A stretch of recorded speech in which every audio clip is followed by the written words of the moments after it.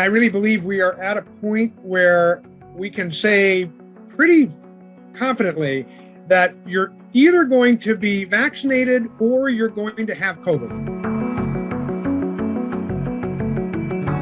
The highly contagious Delta variant, it's now the most identified variant here in the state of California, and officials say it's responsible for more than half of new cases across the country. Hospitals here in Los Angeles, they reported a record low just last month for COVID patients during the pandemic, but now those numbers are climbing.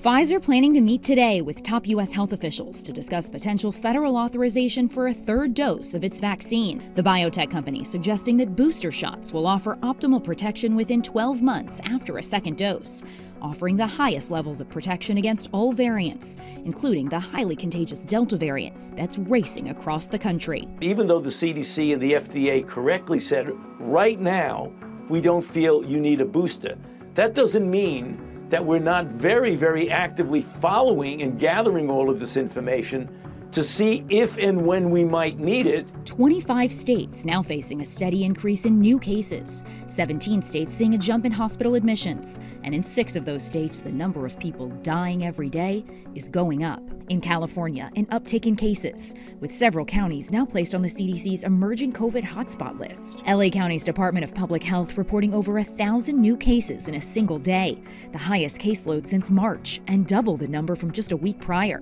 Health officials urging people to get vaccinated to slow the spread.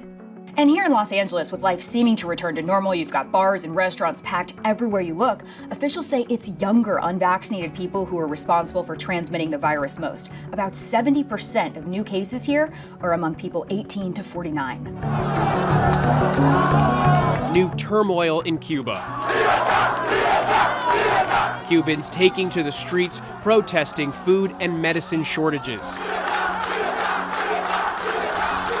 The largest demonstrations in nearly 3 decades in a country notorious for cracking down on dissent. An economic crisis has hit the island nation hard, forcing people to wait hours in line for food and job opportunities, scarce since the pandemic.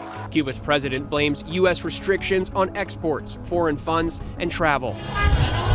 Cubans across the U.S. voicing their support for the protesters. Thousands shutting down streets in Miami Sunday, many demanding American politicians intervene. I want to see the president to see something and to do something for Cuba now. We have to make sure that their message today and every day moving forward isn't lost, and that the true nature of this barbaric regime is exposed. In April, Raul Castro stepped down as leader, prompting increasing calls for change in the communist nation.